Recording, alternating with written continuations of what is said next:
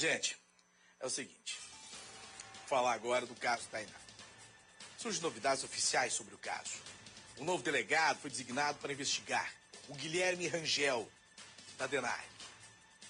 O dono do parque e o filho dele, que foram lançados como suspeitas também por um canal de televisão, eles foram ouvidos pela polícia. A polícia vai ouvindo. Material foi colhido e exame de DNA feito nesses dois também. A amiga da vítima, segundo que a gente tem informação, parece que não teria sido ouvida. Essa é a pergunta que eu gostaria de pedir para que o Bruno fizesse para o delegado Silvan também. Se ele ouviu a amiga da vítima ou não ouviu. A OAB diz que teve tortura, sim, com os presos. E diante disso, nós fomos ouvir o delegado que iniciou a investigação, o responsável. Se ele torturou para obter a informação, para obter uma confissão ou não. Ele merece o espaço para falar, porque os caras estão machucados, os caras estão feridos, um hospitalizado. Ele torturou ou não esses 4 aí para que eles confessassem o crime da morte da menina? Com a palavra, o delegado, que não deveria ter saído de férias, que a secretaria deveria ter cancelado as suas férias na segunda-feira, vai falar sobre essa questão da tortura. Libera aí. Delegado, houve tortura para que os presos pudessem confessar este crime, delegado? Evidentemente que não.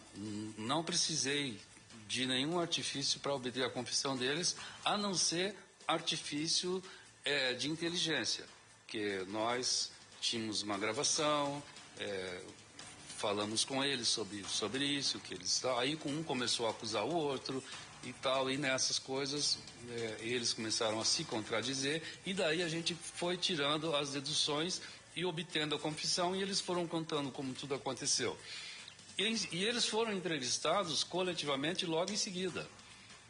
E depois foram para o local, indicaram onde estava o corpo, as imediações do local em que estava o corpo, e foram com os nossos policiais lá. E vocês gravaram, e vocês conversaram, e vocês viram eles andando lá no matagal, e vocês viram que eles não estavam machucados. E quando eles estavam lá procurando o corpo, eles já tinham confessado para a polícia que eram eles os autores. Então nós não temos por que criar uma situação que para nós já estava definida. Não precisávamos de saber, precisávamos apenas achar o corpo. E a única coisa que eles não estavam nos entregando era o corpo, né? Mas a confissão do crime eles já tinham feito. Por que eles não estavam entregando o corpo lá no local, delegado? É porque, você veja bem, lá no local tinha mais de 100 pessoas assistindo à procura do corpo, né? A população toda curiosa. E a população revoltada, são os vizinhos, parentes, amigos da menina. E eu acredito que eles tinham medo de encontrar o corpo ali e a população passar a agredi-los ali. Olha, tem imagem. Ô Bruno, põe o Bruno aí na tela. Bruno, você esteve lá, você entrevistou inclusive os presos lá em Colombo ou não? Eu entrevistei, na época eu entrevistei, Val. Deixa eu te fazer uma pergunta, claro, que é muito pertinente, depois eu quero colocar as imagens. Pode Primeiro eu quero te fazer a pergunta. Quando você... Deixa o Bruno, por gentileza, depois a gente coloca as imagens. Só segura as imagens pra mim. Hã? Não vai dar tempo? Não dá tempo pra tudo? O policial já disse pra mim também que não dá tempo. Bruno, então vai me respondendo e vai colocando as imagens. Ok, Val. No momento em que tá procurando aí... Sim. Os presos estavam machucados a ponto de parar no hospital, tudo quebrado, torturado ou não? Não, até porque, Val, eles caminharam até o ponto onde foi desenhado ali um mapa mostrando onde estaria o corpo. A gente tem a imagem flagrando ali a chegada do Sérgio, segundo a polícia, o principal autor do crime, Val. Então, mostra logo após essas imagens. E no momento da entrevista, Bruno, eles tinham sido torturados, eles estavam machucados ou não? De hipótese alguma, Val. Não estavam torturados naquele momento? Nem nada, Val. Eles... No local, assim, observando, a gente não percebeu. Sim. O Serginho, os outros 2 acusados, caminharam normalmente em direção ao local onde eles indicavam onde estaria o corpo. Outra coisa, eles já tinham confessado o crime naquele momento ali? Já tinham confessado. Durante a entrevista eles já tinham confessado. Olha aí o Serginho chegando, Val. Ó, com o Rudes Eloy, superintendente. Esse é o Serginho, Val. Ó o Serginho chegando aí, então, caminhando. Quer dizer, o delegado disse que não torturou lá em Colombo. O Serginho tá caminhando normal pro local do crime. Sim. E, inclusive, ele diz... Indicando, olha... O que ele diz? Ele diz que mandou para outra delegacia, porque senão eles iam morrer ali. Exatamente, inchado. ele transferiu porque na delegacia do Alto Maracanã os presos não aceitavam a presença deles, Val. Tá. Esse é os presos que foram... Esse é o Serginho, né? Esse é o Serginho, foi o primeiro a ser encaminhado ao local onde aconteceu o crime. Isso, nesse momento aí, ele já tinha confessado o crime. E estaria apontando, indicando onde estava o corpo. Já tinha confessado, assinado, depoimento e tal. Ele disse que estaria nesse ponto, por isso que a imagem ela fica mais nesse ponto. Olha, ele colocou com o pé direito, Então, nos mostrando uma pessoa machucada, tendo condição de caminhar e de indicar onde estaria o corpo, Val. Vamos colocar mais um trecho, a gente volta a falar, vamos colocar mais um trecho da entrevista aí, como vão chegando as imagens aqui, a gente vai falando. Agora é a respeito do interrogatório, libera aí, vai lá. Delegado, além dos 4 acusados pelo crime, o senhor ouviu outras pessoas sobre esse caso? Sim, nós ouvimos os familiares, não é? E conversamos com algumas pessoas, como o filho do dono do parque lá, os proprietários do parque, mais um outro empregado que eles têm, que não achamos necessário, no dia do flagrante, levar os autos. Iriam ser ouvidos na continuação, porque, pelo entendimento que nós tivemos na conversa, eles não eram suspeitos. Os que eram suspeitos foram os que entraram em contradição e confessaram aqui, através de um interrogatório feito com todas as garantias para eles. A delegacia estava cheia de gente, cheia de policiais. A nossa delegacia aqui é uma casa adaptada, toda aberta. Não tem nenhum espaço aqui para serviço, para coisas desse tipo. Então, aqui eles foram interrogados na forma da lei. E eles caíram em contradição e aí começaram a se acusar mutuamente, o que nos levou a esclarecer o caso. Ô Bruno, então quer dizer que se a situação deles foi depois, piorou, eles foram torturados, foram machucados, agredidos, o doutor Silvano que não foi ali para obter a confissão, é isso? Exato, que eles alegaram a tortura, mas já teriam confessado a participação no crime. Depois teriam alegado a tortura logo após a confissão, Val. Quer dizer, a tortura foi feita, então, segundo o que a gente pode ver aqui, ali não está machucado, pelo menos que a gente vê, né? Agora é o seguinte, depois disso que eles foram agredidos, depois disso que houve a tortura, depois do depoimento da confissão que teria ocorrido essa tortura aí, que eles estariam machucados da forma que a gente pôde observar já também, tem algumas imagens aí, né? Dos 4, 2 foram para a delegacia lá de Araucária e 2 para a delegacia de Campo Largo. Olha aí, ó. Olha o Serginho. Pois é, isso... Indicando o local. Isso foi depois do depoimento em Colombo, né, Bruno? E ali ele já teria apontado o local onde ele teria, supostamente com os outros rapazes... E aí enterrado seria a um garota. dia depois, Bruno. E isso já lá na região de Araucária. Olha os presos lá em Araucária, Val. Isso em Araucária. Isso Já quando em eles foram Araucária. levados para Araucária. Né? Isso já foi quando foi levado para Araucária. Teve alguém deles que falou aí, Fábio? Então libera aí, vai lá. Por que vocês mentiram para a polícia que o corpo estava num local e estava num outro?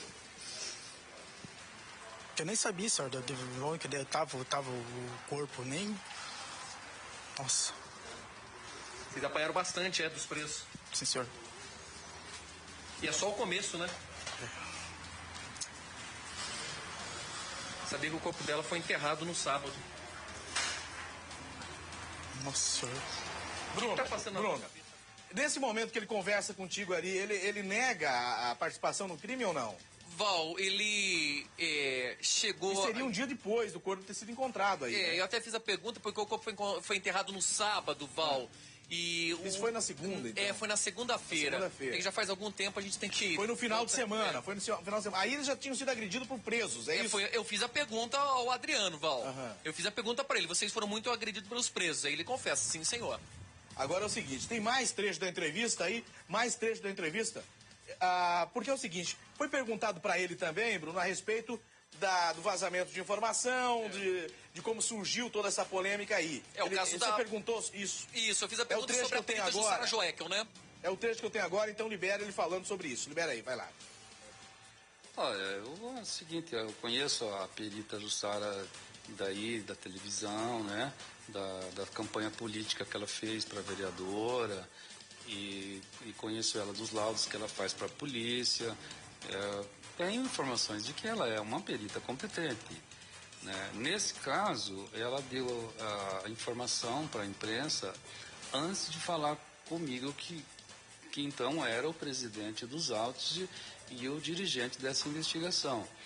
Eu acredito que, não que houve precipitação da parte dela, mas eu acho que um laudo da perita, primeiro tem que ser confeccionado e depois ele pode ser divulgado. Ela divulgou um laudo que ainda não existia.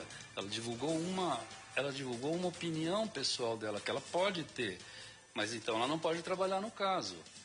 Então ela tem que fazer laudo, e ela é perita. Quando ela fala de exame de DNA, entendeu? A perícia que faz, da criminalística, mas quem tem a competência para fazer isso é o médico. O médico é que tem que participar da elaboração desse exame e da emissão desse laudo. Então sempre a gente trabalhou assim. A gente solicita o laudo, eles fazem os exames e enviam o laudo para a gente. Aí sim nós vamos poder fazer uma divulgação, caso haja interesse na divulgação.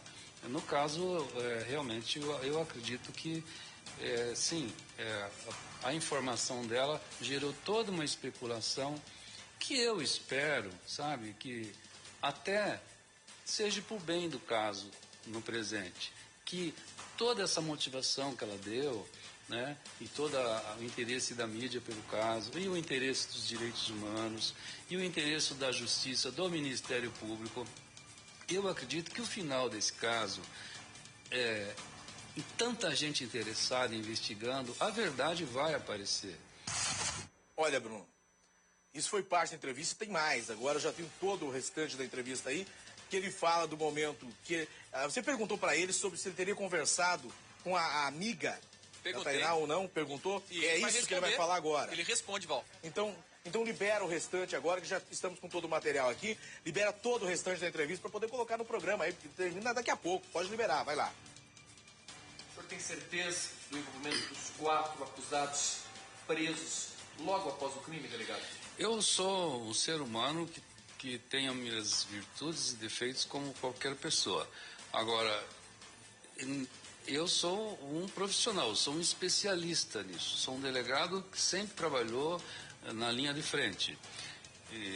Então, eu não retiro nada do que falei até agora e mantenho a minha convicção. As pessoas que estão presas, cada uma dentro de uma dimensão de ação, são culpadas pelo evento morte da menina Tainá, ocultação do seu cadáver, estupro da menina por 2 vezes consecutivas, sendo que na segunda vez eles achavam que ela estava morta, mas provavelmente ela ainda não estava, porque ela tinha uma hemorragia na cabeça que deixou ela num estado de inconsciência. Por isso que na primeira entrevista que dei eu falava em vilipêndio de cadáver. Talvez ela ainda estivesse viva, como da própria confissão deles. Eles disseram aqui, para mim e para vocês na coletiva, nós deixamos ela ainda se mexendo, ela mexia os pés. Eles entenderam que ela não estava morta. Voltaram para conferir no outro dia, voltaram a estuprá-la. Essa é a história que eles contaram. E é a história que eu ainda continuo acreditando. A amiga dela contou que ela esteve lá e pediu um módice emprestado. A amiga viu ela colocando o módice, e esse módice nunca foi localizado, e a gente até agora não sabia da existência desse módice nem de que ela estaria grávida. Os acusados falaram que ela estaria menstruada, delegado? A gente não fez essa pergunta porque não nos veio à cabeça esse detalhe, e isso eles também não contaram. Eles usaram preservativo? Um deles fala que usou preservativo, o outro fala que ejaculou fora da vagina dela, e o outro fala que não conseguiu manter relação por um problema de ereção. Então nós temos aí, claro, uma grande dificuldade de encontrar o sêmen deles no corpo, porque ela ficou num poço dentro d'água. O sêmen ejaculado fora foi lavado. Essa camisinha não foi encontrada, mas eles alegam um deles alega que usou. E o outro que não fez, evidentemente que não vai ter, mesmo o esperma deles. Tem um esperma lá que não é deles. Isso não conclui que eles não a estupraram. Conclui que ela teve relação sexual com outra pessoa, e aí não necessariamente sendo estuprada, com um sexo consentido. O sêmen foi encontrado no bolo fecal dessa jovem. Isso quer dizer, ela manteve uma relação sexual antes de ser morta, delegado. Dias antes, o senhor acredita nisso? Sim, segundo informações do próprio médico legista, até 72 horas antes, ela pode ter tido relação com alguém, com o seu consentimento, e o sêmen aparecer agora, nesse período em que foi feita a coleta. A verdade vai aparecer no final, e é tudo que a gente quer. A gente não quer que eles sejam os culpados sem eles serem os culpados. Um crime aconteceu. Um crime aconteceu, existe uma menina morta, com estupro ou não, que eu acredito que há o estupro, mas com estupro ou não, houve uma morte cruel. E parece que as pessoas estão se esquecendo disso. Se fosse só a morte, já seria um suficiente para que os prendesse. E eu ainda acho que, além de matá-la, eles a estupraram também. E não há que se descartar que não houve estupro, porque não há sêmen deles na menina. Entendeu? Aí as coisas são distintas. O estupro também existe na forma atentada. Estou tranquilo, estou com a consciência tranquila. O trabalho que eu desenvolvi foi bem profissional, não tinha interesse nenhum de conseguir nenhuma autopromoção. Eu só quis esclarecer mais um caso na minha carreira, prestar mais um serviço, né? Em todos os lugares que eu passei, assim, foi assim que eu fiz. E sempre tive a mesma postura. Sempre que eu acredito em alguma coisa, eu banco a minha verdade. Eu não faço concessões nesse tipo de coisa para me beneficiar em nada. Eu não preciso de autopromoção. Eu já cheguei no topo da carreira, na minha profissão, e eu acredito muito assim que eu tenho uma missão. Eu tenho que estar aqui por algum motivo, trabalhando, atendendo. E o que me conforta nisso é, por exemplo, o agradecimento da família, que a família da menina tem para o meu trabalho. Isso me conforta muito e me dá força para prosseguir no meu trabalho. Vou continuar. Se houver mais estupro aqui na minha área onde eu trabalho, em qualquer lugar que eu estiver, e se eu tiver a obrigação de prender, vou prender novamente e vou tentar provar que as pessoas são culpadas ou não.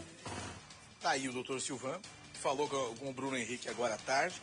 Falamos em off também com o doutor Guilherme Rangel, que agora está à frente do caso aí também, investigando. Não pode falar, Ministério Público também não pode, porque trata-se de um crime contra uma menor de idade. E aí não se tem outras informações oficiais. Eu quero a nota aquela da OAB ali, que estava aqui para mim.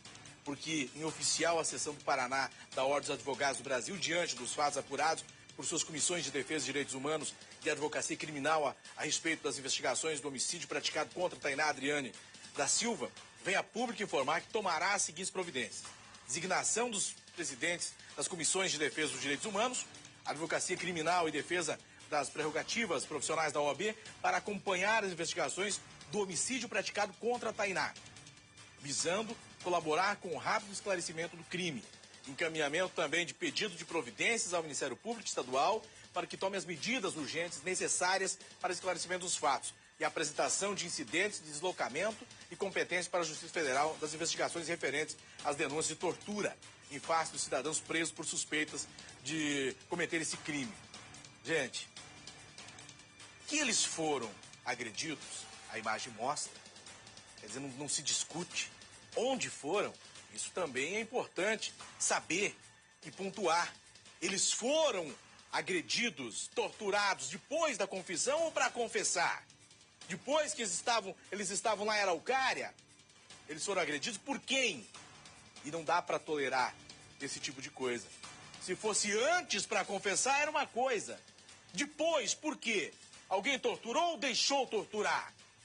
Eles não estão condenados ainda, eu sempre prezo por isso e falo sempre no programa que tem direito à defesa.